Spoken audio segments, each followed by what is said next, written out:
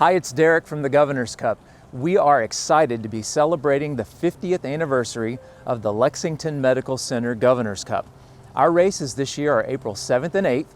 On Friday night, we'll have the Main Street Mile and Kids Main Street Mile. And then on Saturday, the 5K and half marathon races. Registration is now open at governorscupsc.org. But today I'm at the University of South Carolina and I'm going to be talking with Dr. Russ Pate. Now, Dr. Pate is our event director, but he also knows a little bit about the history of the Governor's Cup. Good morning, Dr. Pate. Morning, Derek. Nice to be with you. Yeah, and congratulations again on 50 years. Can you... It's amazing. Yeah, it really speaks to the... It's a little crazy, really, but yeah, they say time flies, and it seems like it. But I do have a long-standing relationship with the Governor's Cup, and frankly, almost an emotional relationship with it. It's just been kind of an important part of my life for a long time. Well, the longevity really speaks to the quality of the event, too, I think. Can you just tell us a little bit about how all this got started? Well, my history with the event is 1 year short of 50. The Governor's Cup was founded in the fall of 1973. I moved to Columbia about a year later and have been associated with the Governor's Cup in one capacity or another ever since. 1973 was a year after Frank Shorter won the marathon in the Munich Olympics. Kenny Moore was fourth, so there was a lot of excitement about road running in the U.S. really for the first time. Road running was sort of a thing in New England for quite a while, and there were some major, road running events around the country, but not that many. And I think, kind of retrospectively looking back on it, many think that Shorter's win in Munich kind of touched off, a trend that's been maintained ever since, really, and that's communities offering organized running events.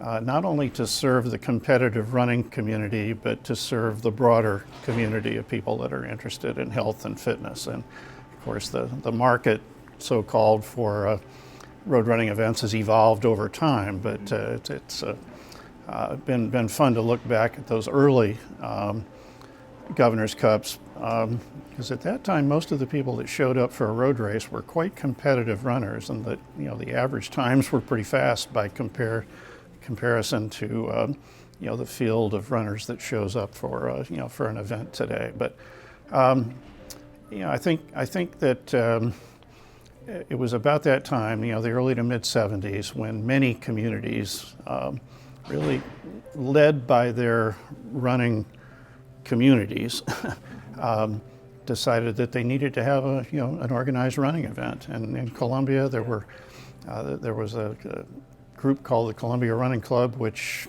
survived to the present.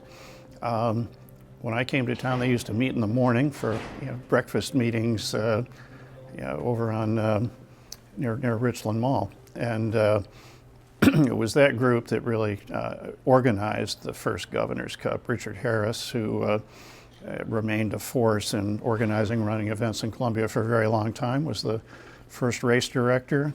And a lot of folks who are still here in town and active were involved in those, organizing the early Governor's Cup events. Well, you're not only a longtime director of this event, but you're also a multiple past champion of this event. You won the Governor's Cup in 1975, 1977, and 1980. And in 1975, while this was still a 15-mile race, you won it in 1:16:17, a 5:08 pace. Must have been a really good training cycle for you. It was a nice day. Because it was a good day.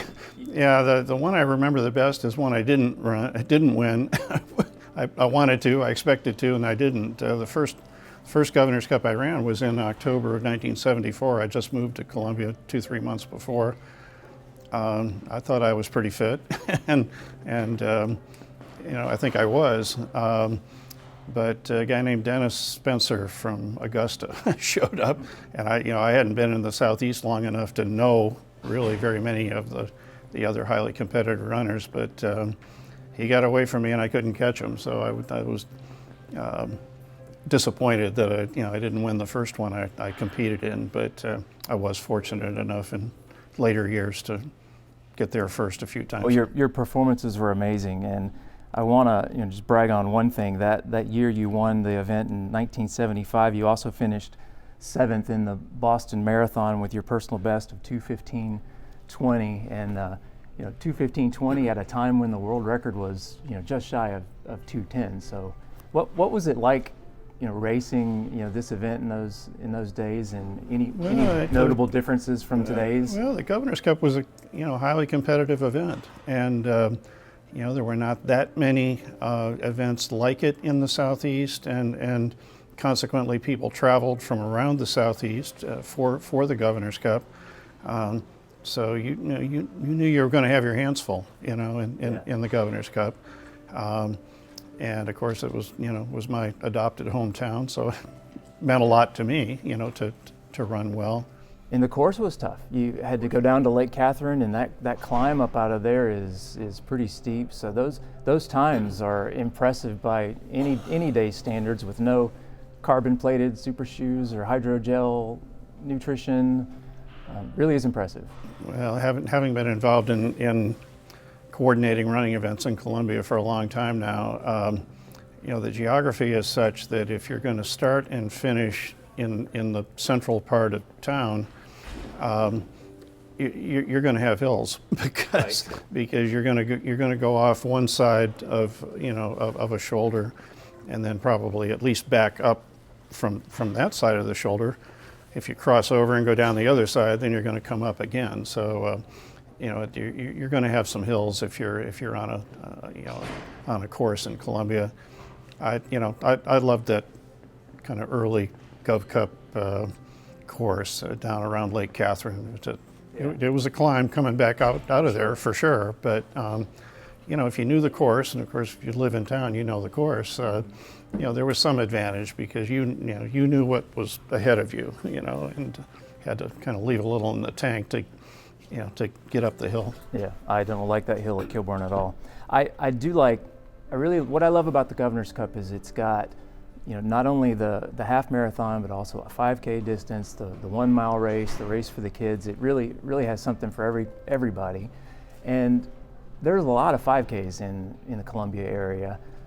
In the running season, almost one or more every weekend, but not so many of the longer distances, the half marathons and marathons. Why do you think that distance in this event is so important to the region?